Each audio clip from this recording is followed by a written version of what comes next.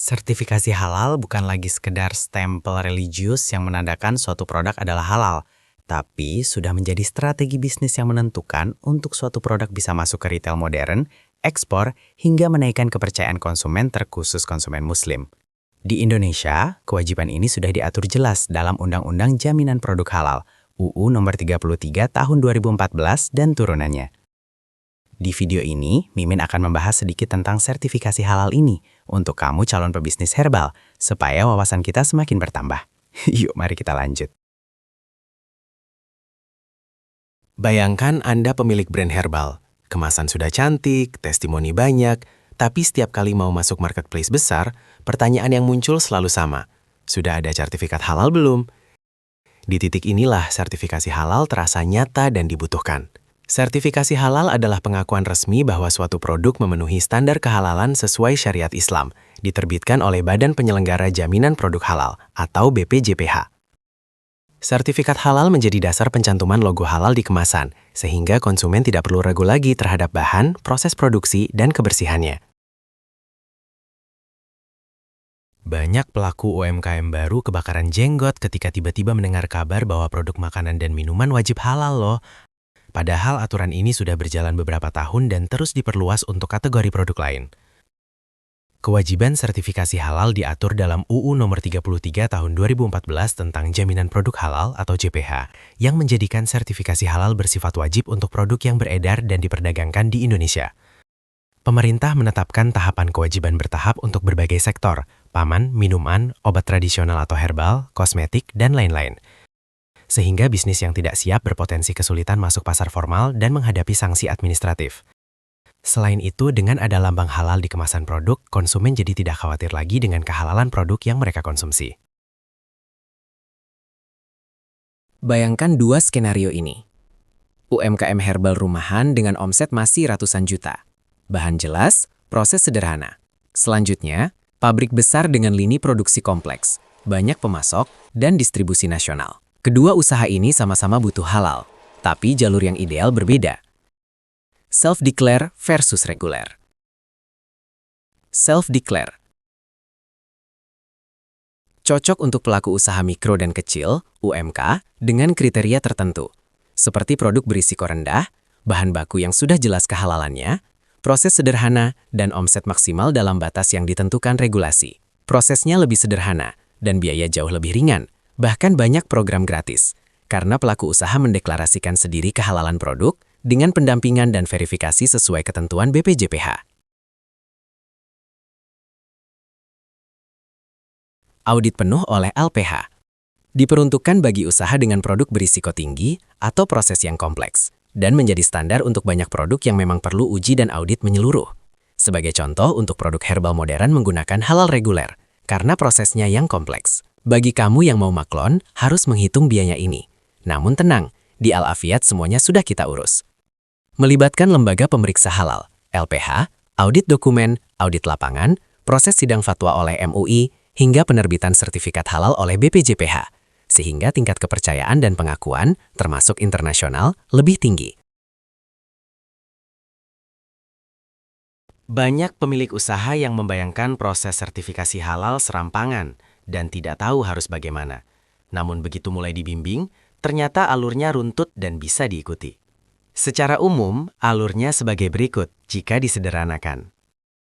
Pelaku usaha mendaftar melalui sistem resmi, Si-Halal, mengisi data pelaku usaha dan produk, serta menyiapkan dokumen seperti NIB, daftar produk, daftar bahan, dan alur proses produksi. Dilakukan verifikasi kelengkapan, audit, internal dan atau eksternal lewat LPH, lalu hasilnya dibawa ke penetapan kehalalan oleh MUI. Jika memenuhi syarat, BPJPH menerbitkan sertifikat halal yang dapat diunduh pelaku usaha. Dalam praktiknya, ketika Anda menggunakan jasa maklon yang sudah paham sertifikasi halal, banyak langkah teknis ini bisa diatasi oleh pihak maklon. Contohnya seperti di tempat kami, sehingga Anda lebih fokus ke brand dan pemasaran. Bayangkan sertifikat halal sebagai paspor bisnis yang berlaku beberapa tahun. Selama paspor itu aktif, Anda lebih leluasa melangkah, masuk marketplace, daftar ke minimarket, bahkan negosiasi dengan distributor nasional. Sertifikat halal di Indonesia umumnya memiliki masa berlaku 4 tahun, selama tidak ada perubahan signifikan pada bahan, proses, atau pemasok yang mempengaruhi status kehalalan. Manfaat untuk bisnis meliputi meningkatnya kepercayaan konsumen muslim, kemudahan menembus retail modern dan ekspor, keunggulan kompetitif dibanding produk sejenis yang belum bersertifikat, serta citra merek yang lebih profesional dan aman dikonsumsi. Namun, sekarang ini ada peraturan baru dari BPJPH.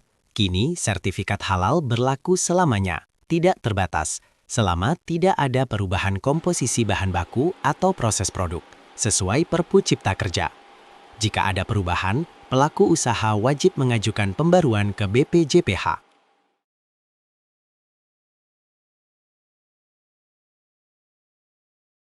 Banyak pelaku usaha herbal yang ragu mengurus halal karena hanya mendengar rumor.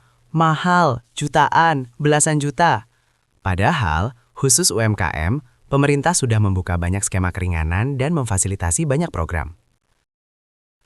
Untuk skema self-declare bagi usaha mikro dan kecil, regulasi menetapkan tarif dasar yang relatif rendah dan dalam banyak program dapat menjadi Rp0, difasilitasi pemerintah atau instansi. Selanjutnya, untuk skema reguler, biaya biasanya lebih tinggi karena mencakup audit oleh LPH, pengujian, dan proses lainnya. Besarannya bergantung pada skala usaha, kompleksitas produk, dan kebijakan masing-masing LPH, sehingga penggunaan jasa maklon yang sudah terbiasa mengurus halal seringkali lebih efisien secara total cost. Untuk skema reguler, biaya yang harus disediakan dimulai dari Rp650.000 sampai Rp2 jutaan, tergantung kerumitan pada prosesnya.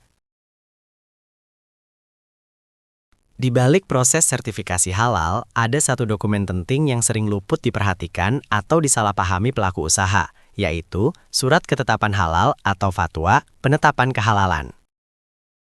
Analogi sederhananya, ketetapan halal adalah putusan pengadilan, sementara sertifikat halal adalah akta resmi yang bisa ditunjukkan ke publik. Ketetapan halal adalah keputusan keagamaan yang menyatakan status halal suatu produk, biasanya ditetapkan oleh MUI setelah proses pemeriksaan dan audit.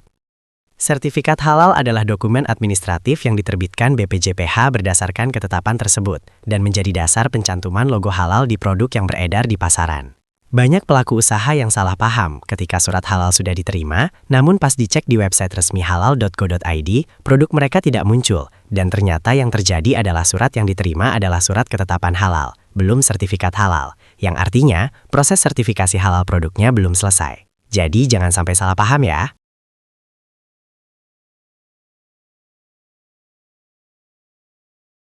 Kalau Anda ingin meluncurkan brand herbal sendiri, jamu kekinian, kapsul ekstrak, atau minuman serbuk, tapi terkendala hal teknis, formulasi, pabrik, izin edar, sampai sertifikasi halal. Daripada membangun pabrik dari nol dan pusing urus berkas, Anda bisa menggandeng mitra maklon yang sudah siap sistem dan timnya. Di CV Al-Afiat Sehat Alami, proses maklon herbal tidak berhenti diproduksi saja. Sertifikasi halal produk juga diurus sampai selesai, sehingga Anda tidak perlu belajar regulasi dari nol. Alur sertifikasi halal akan dipandu dari awal sampai sertifikat terbit. Brand Anda bisa lebih cepat naik kelas karena dari sisi kehalalan dan legalitas produk sudah tertata. Dan Anda bisa fokus pada branding, penjualan, dan scale up bisnis. Bagaimana? Sudah paham belum? Silahkan komen di bawah jika belum jelas. Kalau mau maklon herbal, cek aja langsung link di bio. Nanti bisa konsultasi sama teman Mimin.